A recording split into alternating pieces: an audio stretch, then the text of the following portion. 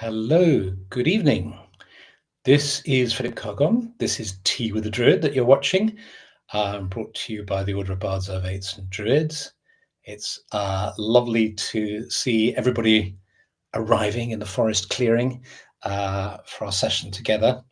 I hope you've had a good week, and I can see people arriving from Portugal, Virginia, Wyoming, Glastonbury, Windy Pender Island, southern Lincolnshire, the Netherlands, Manchester, Idaho, Australia, Kent, Southern California, New Zealand, hooray! Pukekohe Bay, I love Pukekohe Bay, I know that. Southern Germany, Glastonbury, more in Glastonbury, Switzerland, Dorset, Scotland, Durham, Italy, Bulgaria, hooray! Dreary London, you poor thing. Brisbane, New Hampshire, Southern Germany, West Cornwall, Finchley. Okay, lovely. Great to see everybody. Lovely. Do make yourselves comfortable. While I offer my abject apologies, the Jain tradition, which I love enormously, it's a wonderful Dharmic tradition that I've studied for years and love very deeply, and they have a tradition in the Jain tradition which is called Pratik Raman, which is a day every year where you send cards to everybody you know, and the card says, if I have offended you, knowingly or unknowingly, please accept my full apologies. I mean you only well. And I think there's a great sort of blanket apology to everybody. So if you've sort of hurt somebody by mistake, then, anyway. So I'd like to do that for our next guest, our guest who's about to appear, Rebecca Beattie. I foolishly spelt her name with a Y. And even as I did it, the way sometimes you can do something and somewhere way back in your mind says to you, no, you got that wrong. But you stupidly ignore it because you're in a hurry or you're plowing on with the work that you've set yourself. And no sooner had I pressed all the buttons than I realized that that Rebecca's name is Beattie, Beattie. I managed to change it on YouTube, but not on all the other channels. I'm so sorry. I'm so sorry, Rebecca. But she has forgiven me. I thought she might not turn up. I thought, oh, she probably won't even show up. But no, she has actually turned up, which is lovely. And I'm going to welcome her on without further ado. Rebecca, hello. I have to unmute you. Hang on. Take your mic off. There we go. Would you mind terribly moving? Moving that way. That way. That's it. Yeah, that's it. That's absolutely perfect. Move my camera along a little bit, and then we can do. I never know whether that looks better or that looks better. Either way. It looks a bit passport photo-y like this, doesn't it? Yeah, a little. Yeah, but something more. That's good. Yeah, let's say like that. Okay. I was just going to say to you that if of all the ways that you could be insulting me by getting my surname wrong, yes, that's the least of the ones I've had over the years. It's ranged from beetle to beetroot at various times. I remember at the height of the IRA bombings in London, when the cars were blowing up all the time, I decided to join the AA for the first time, and I got my membership card, and they typed my name as Carr-Gomm. Anyway, so I know what it's like, but my sincere apologies. And Rebecca, I came across your work when I read your book on the Eightfold Wheel of the Year, which is just lovely. Last year I was spending a lot of time looking at the Eightfold Wheel of the Year again, in order to work on a book that's coming out in June with the artist's Jamie Reed's images. And I was diving into, and in the OBOD store, we have a number of books on the Eightfold Wheel of the Year that we recommend to students of the OBOD course. And I have to say, I think, what have I done? Oh, you closed the link. I posted the wrong thing into.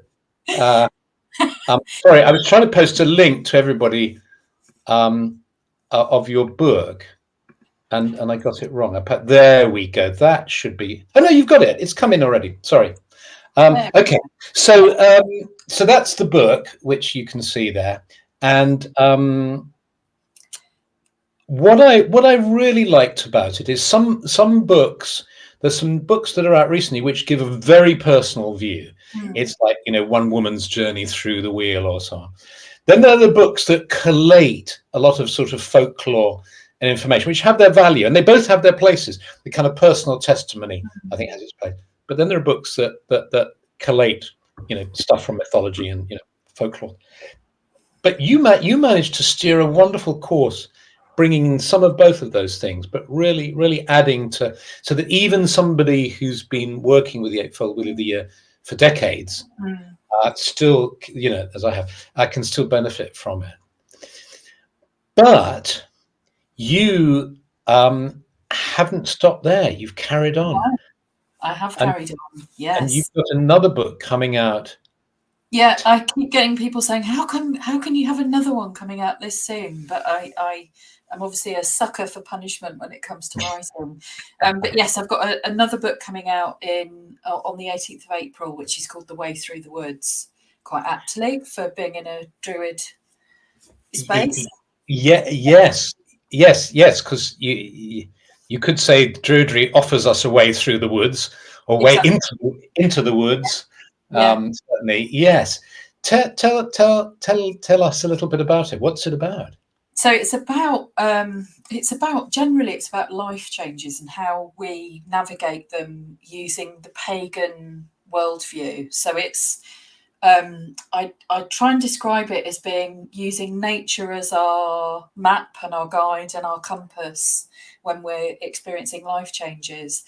One of the things I found, having experienced some big changes of my own, so I had I had a big grief that I encountered when I was 30, where I lost my mum. And one of the things I found, although my spiritual life was there as a kind of comforter, there weren't at that time, and this is going back a good 20 years, so that I know there've been other books written since, but at that time there weren't that many books that were there to kind of help us navigate the life changes. You know, most of our books were about Wheel of the Year and other practices, but not much about the kind of wider part. So I've kind of written this book, which is it's obviously got a theme around working with nature, so it follows on from the Wheel of the Year, but it's kind of taking a variety of different life changes and how you might be encountering them, how you might navigate them. So I look at things like bereavement and divorce, and then moving into the sort of more cheerful things like new relationships and relocation, and, you know, making big moves in your life. So to try and help get that in place. Isn't that interesting? Because in a way, it only just occurs to me as you're speaking, but in a way, one of the things I think we're seeking in following a spiritual way is stability. Yes. The world can be so scary and so upsetting and so changeable, and creating such anxiety and insecurity and all the rest of it, that we seek, you know, stability. And spirituality can provide that. But because of the nature of life, we're constantly being challenged and things change, whether we want them to or not. And actually, in the pagan Wheel of the Year, we celebrate the change that's all around us. And in a way, that's a very interesting relationship, isn't it? Working out how we can relate to change and transformation in a way that, because you said to me that when you lost your mum, that was the time when you also became initiated into sorry, somebody's just asking about your name, saying I've just come late and I don't know who you. It's Rebecca Beattie, which her name is on the screen, isn't it? Should be on your screen. Maybe if you're watching this on Instagram, you might not see the screen. Maybe the name doesn't come up or something like that. Rebecca Beattie. And there's also somebody asking about the AA, wondering whether I joined Alcoholics Anonymous or the Automobile Association. It was the Automobile Association. Yeah. And that's why the card and the Carr-Gomm was so sort of strange. Back to your story. Yes. You were initiated. Talk about that, because it's a very interesting relation. It was, timing wise, it was quite uncanny, and I think I'm guessing, I haven't followed the Druid path, but I'm guessing we have some similarities in that. One of the things that I've just spent a whole weekend with a group of witches, and one of the things we were talking about was how every time you go through an initiation or an elevation of degree, one of the things that we all notice is that absolute hell breaks loose in your personal life. It's almost as if the whole process, once you've committed to making a change, the relationship with the tradition, with your gods, or however you frame your spiritual life, because I know not everybody looks at divinity in the same way that I do, but we have these punctuation points where we've had significant life changes that have all sort of centered around an initiatory tradition in my context. So my first degree initiation into a coven, which is something I always swore I'd never do, but that's another story, it was something that happened in my late 20s. I'd encountered my Saturn return. If for those of you that are lovers of astrology and planetary magic, I'd encountered Saturn returning at the point where my mother died, and that was a really big trauma because it was just a really big trauma. She sort of died very suddenly, and she was a very significant part of my life.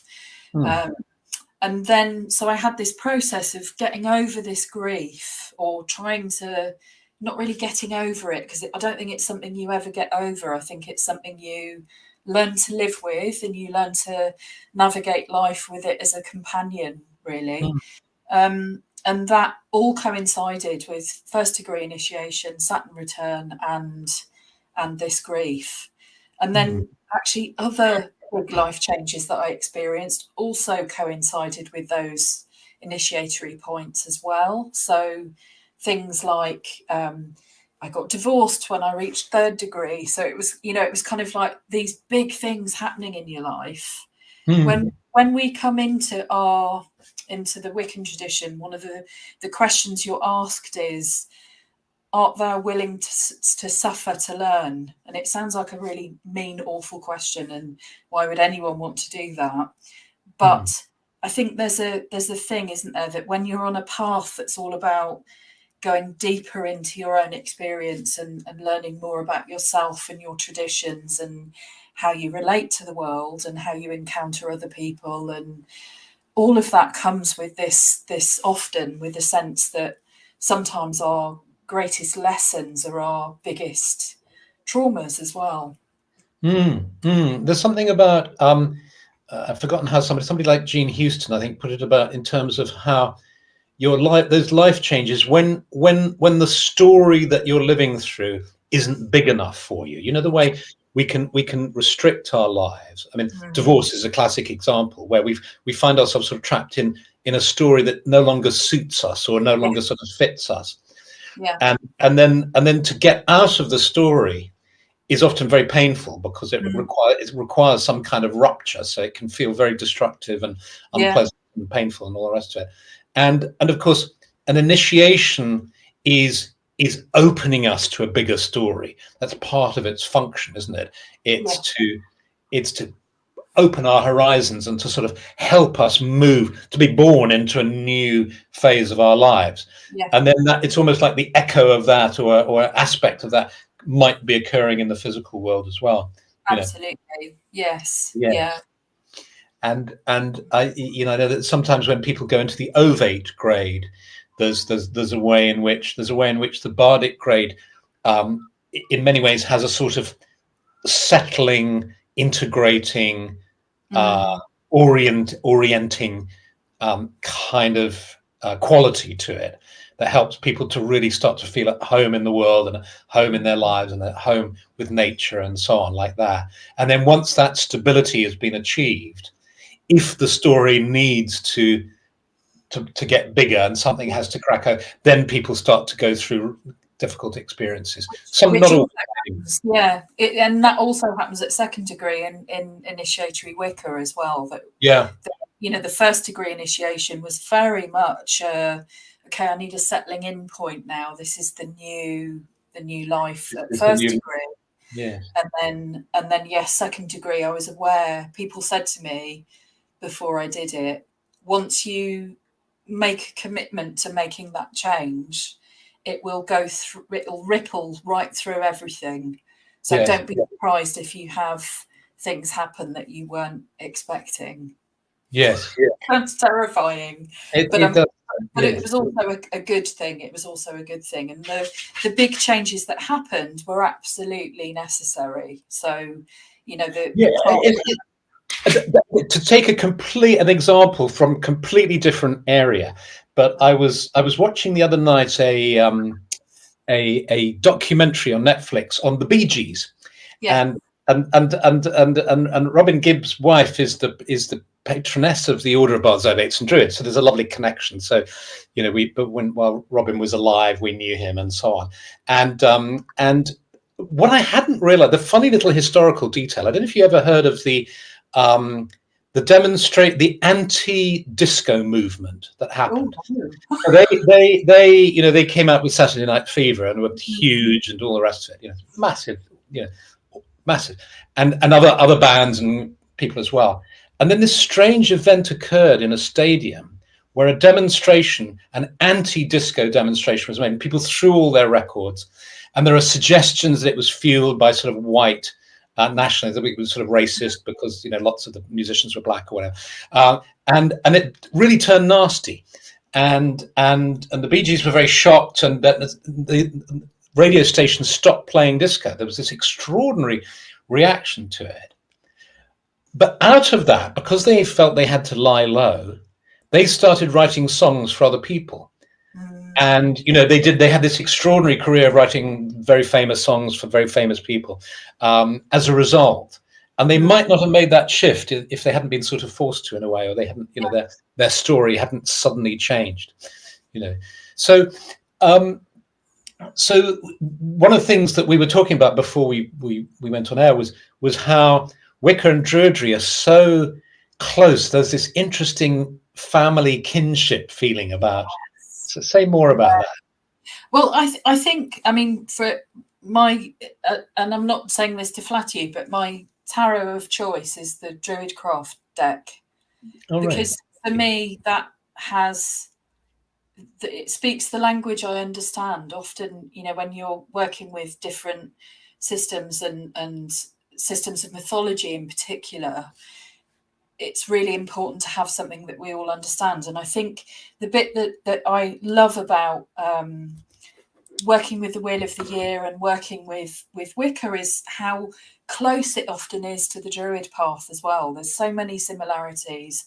I think one of the biggest lessons I had very early on was from somebody I was very close to in the craft, also is a Druid and has, is an active member of a grove. And, I was staying at his house one night, and he had a witches' circle on the Saturday night, and then Sunday afternoon it was time for the Druids to come in. And it was, it's such a lovely way that we have this Wheel of the Year at the heart of our practices that was created by both groups of people. It's, you can't claim that one created it over the other. And we may call the festival slightly different things sometimes, but it's still that intrinsically, built into our mythology and to the world of nature and the language of nature. And really, for me, I think it's that sense, isn't it, that we're all walking this natural path. We're all bringing nature into our spirituality and bringing creativity into our spirituality, which is the other thing that's quite close to my heart, is that I always say that you can't have I can't have my own creativity without a spiritual life backing it up. It's two sides of the same coin to me. So it's you know, I sorry, just to catch that little one as well. You know, the strong stress on creativity and Druidry with this concept of the Arwen, you know, and this flow and exactly. orator. But there's a lovely piece in the documentary on the Bee Gees where they're talking about how they wrote the songs, and I've forgotten who. I think it was Barry Gibb saying. He's saying, well, we didn't really write them. I mean, he said it was like they were just there and we just caught them. We just caught them as flying by, and because they used to write them in the recording studio, sort of on the hoof, playing around and playing music, and would catch the Arwen and produce the songs, you know. So and as you say, Wicca's involved in it. And one of the ideas we came up with was the idea that they're like cousins. If you have a good relationship with your cousin, it's a very interesting relationship because they can be very different to you. They can have very different lives, sometimes in different countries, and you know. And yet, when you're with them, there's this extraordinary bond that's really hard to. You know, you can say, well, it's family, or you know, you have a shared history, or DNA, or something like that. But it's a lovely. I think I like when I'm with my cousins, I like to sort of tune in to the feeling without putting a label on it or rationalizing about it, but just enjoying this feeling of closeness and commonality. Yeah. Yes, absolutely, absolutely. And, One of my dearest friends, her husband has just started on the Druid path maybe a year ago, and you know, I've known him for you know 20, nearly 30 years, and in all of that time we've both been seeking, you know, whatever it was that we were looking for, and it's so nice and reassuring that he's finally found a corner of the spiritual woods that work for him. And it's so interesting when we talk about, oh yeah, we call that this bit, oh no, well, you know, that's what we call it. So there are so many similarities in terms of mythology and the way it's you know, what the way that we're constructed in a way. absolutely. It is, isn't it? It's lovely. So I would really strongly recommend your Eightfold Wheel of the Year book to everybody, but also your new book, which I haven't had a chance to read yet because it's yes, do show it. Yes, because I'm not in England, so my copy is in England. Yeah, it's on the right way around, and I've got my little post-it notes telling me where I need to when I'm working with it, because I always like to have my own copy that I make notes on and yes, using things as well. Great. Well, I look forward to reading it, and I think it's great that you've been sort of courageous enough to talk about your own, you know, your own sadnesses really around you know, bereavement and divorce and so on. And but this is something that we, you know, we all go through these difficult experiences, and there's something about sharing the vulnerabilities, aren't there? That I think it's often we feel that we have to present this front of social media glossiness, and it's not very helpful, is it? It's not very helpful. Exactly. Or you know, for me, when I was younger, before the internet, really. There was, if you were involved in spirituality, there was you know, the figure in the, if you followed the Western tradition, there was the adept. And the adept was this highly competent, highly advanced being. Makes me shudder at the thought, because I'm just. And there were some wonderful books about an adept. Oh, we're getting some funny feedback about a chap called Morwood Haig. I've forgotten who wrote the books. But he used to chain smoke. And the reason in the book for why he had to smoke was he had to lower his vibrations because he was so advanced. I mean, some extraordinary rationalization. Presumably the author enjoyed a cigarette. And so this was the rationalization, that I use it to lower my vibrations so I can function with you mere mortals. Extraordinary sort of gymnastics people would get around to explaining, rationalizing their faults. And it's lovely that we've moved into that era of not feeling we have to be that we can be open, I think. And I think more and more people get that, really. Yeah. So could you the in Tea with a Druid, it's a short session. It's only about half an hour, 40 minutes, something like that. And we have a meditation in it. And you very kindly said you would guide us on one. So the stage is yours, Rebecca. Lovely. And if I knew how to get myself out of the way, I would, but I'm not. I'm worried that if I click remove, I might disappear. If I do this solo, I think I can do it. So over to you, and then I'll come back at the end. Yeah. Lovely. Sounds perfect. There we go. There we go.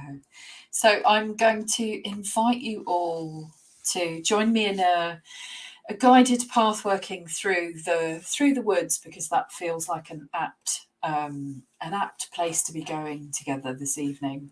So if you're wherever you are, just have a moment to fidget about and make yourselves comfortable. And if you could place your feet on the ground, if possible, and just for the first few moments, we're going to focus on our breath together. And I would ask you to begin by taking a long, slow, deep breath in.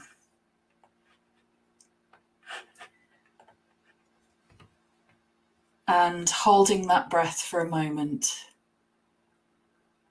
And then slowly exhaling, allowing any of the tension of the day just to melt away as you just focus on each breath as it goes into your lungs, thinking about those lovely oxygen molecules passing through your body, and exhaling, perhaps emptying your lungs completely on the out breath.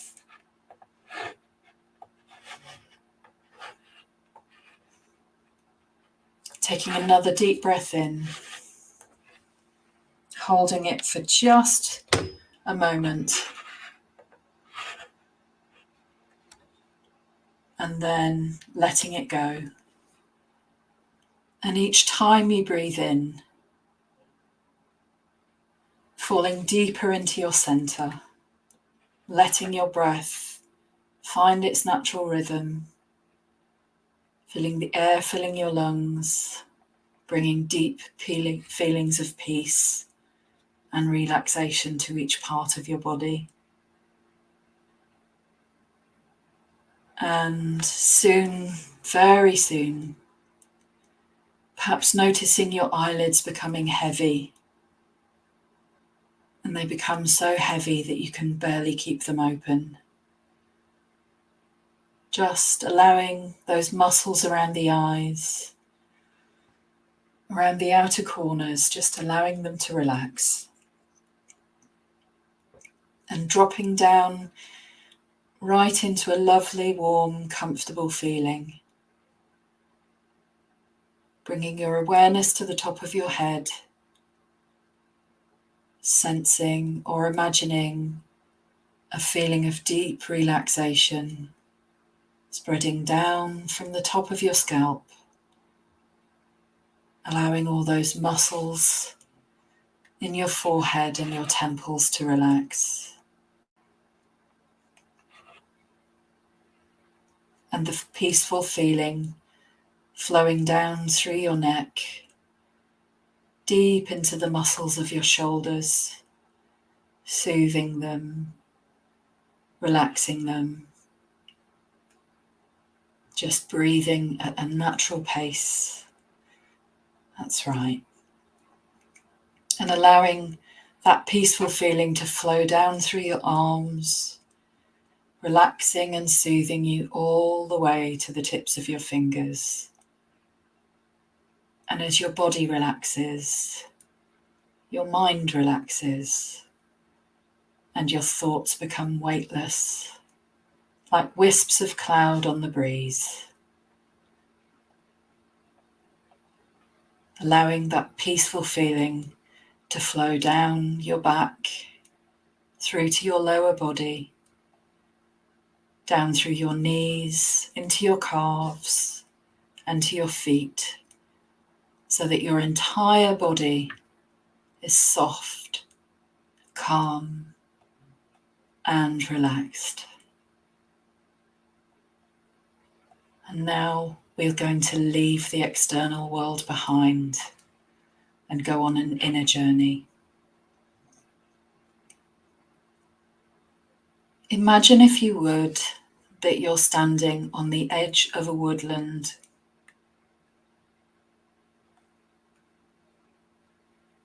It's early in the morning, but already the sun is high in the sky. The air is warm. You're feeling content, at ease, and relaxed.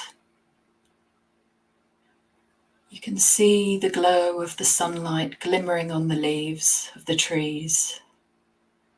And there's a breeze that's making the leaves murmur as they dance in the breeze.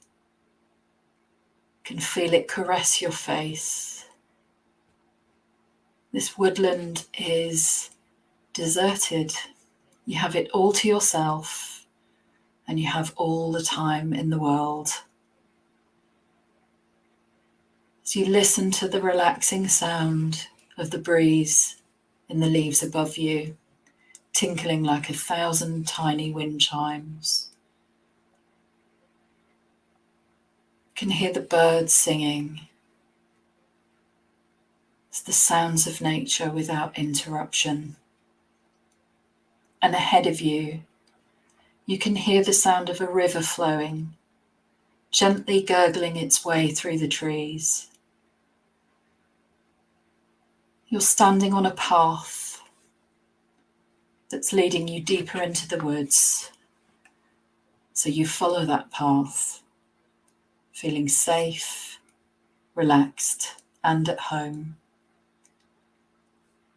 As you walk along the path, you start to notice some of the plants that are growing there.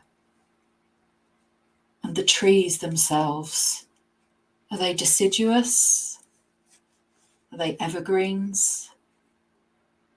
You can decide for yourself, because this is your woodland and it can be whatever you need it to be. You keep walking through and you come to the stream. It's gurgling its way under a natural bridge that cuts across the path, leading you deeper into the woodlands. So you decide to follow the stream, the silver pathway that meanders deeper into the woodland. It leads you on to a deep pool, a pool that's ringed 3 times about to keep the spells in. One with a ring of trees that dip their branches gently into the water. Once with a bank of tall bulrushes sighing gently in the breeze. And once with a ring of water lilies that open their white blooms to the sun above. You stop for a moment, just watching the reflections in the water, watching the surface rippling gently.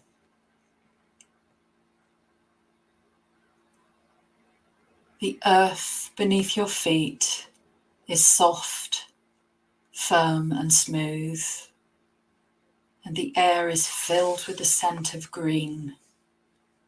In this place, you're free of all memories of the past, free of all concerns about the future, and free of all responsibility. You're perfectly safe. People have been treading this path for hundreds of thousands of years, and you feel as if you've come home. It's a place of total peace, and it's all yours. You notice up ahead There's a significant tree that's calling to you. Something about it attracts your attention, and you begin to walk towards it. As you notice when you approach it, the sounds have stilled around the tree. They've become quieter.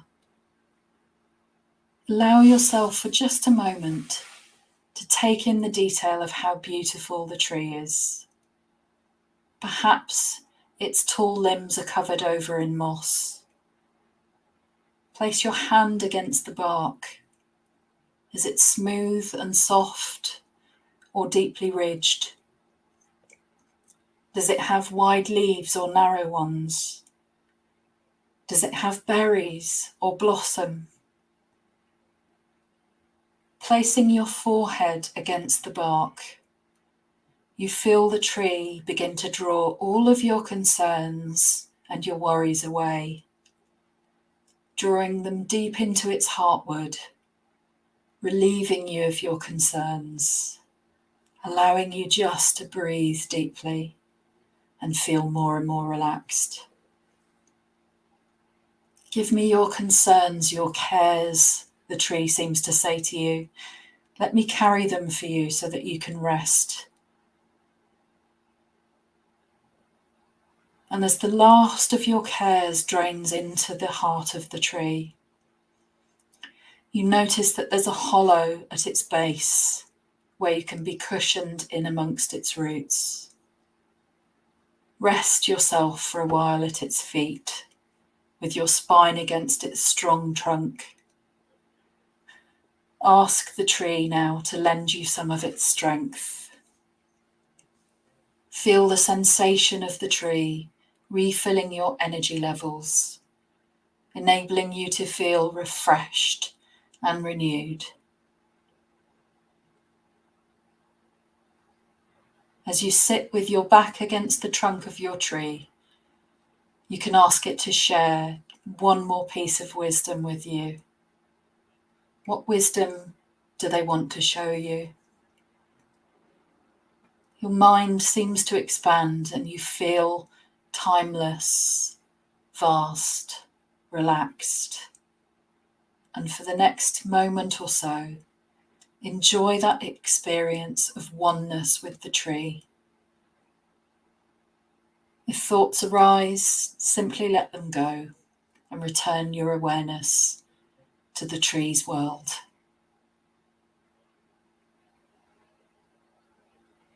Ask it to share that one piece of wisdom with you that you can bring back into the world.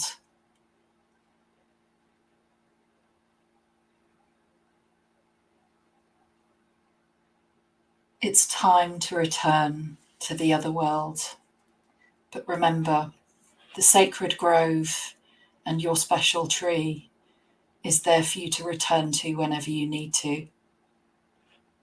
When you're ready, holding the gift of wisdom to your heart, begin to focus on your breath once more.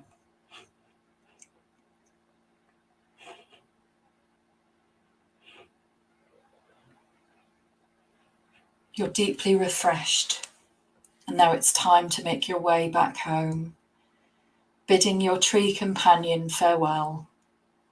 Leave the grove behind you, following the path back through the woods, noticing how light your body feels, how clear you are, full of the strength and courage of the tree. And as your foot touches the firm ground of the woodland, the breeze returns and the trees begin to sway again. As you step back to the edge of the wood, arriving back at the woodland pool, the sun has moved across the sky and it's time to return. Your journey back is effortless and calm, like all of the moments in your life. Taking a deep breath in, stepping back into your body, And another deep breath in, slowly becoming aware of the room in which you sit. And with another deep breath in, wiggling your toes and your fingers. And when you're ready, opening your eyes and coming back into the room.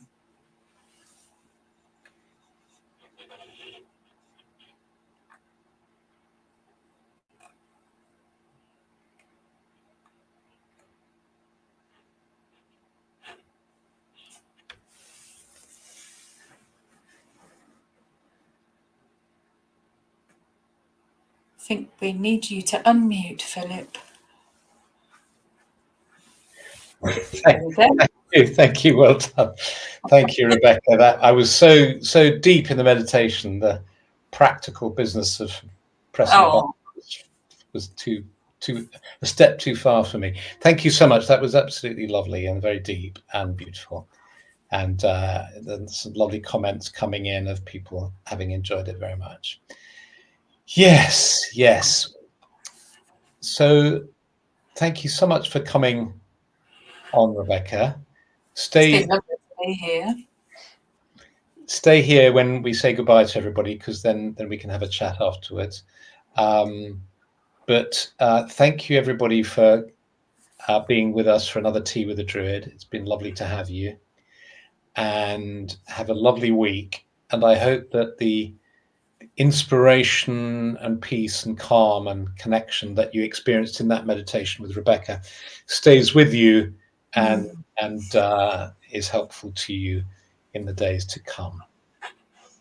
So many blessings. Thank you, Rebecca. And just remind us, I saw some people asking, because we mentioned several books. There's the book about the Wheel of the Year that's in the Obo shop currently, and then the new one handed up. Hold it. That's the Wheel of the Year one. And then the other one, copy, and then the new one is called The Way Through the Woods. The Way Through the Woods. That's right. That's coming out in about a month's time, but you can probably pre-order it. It's up for pre-order. Yes, and lovely. I have high hopes of it having a nice glittery cover as well. Great, good. Okay, well, look, bless you. Thank you so much, and thank you to everybody. You have a really lovely week. Lots of love, many blessings, and see you all next week.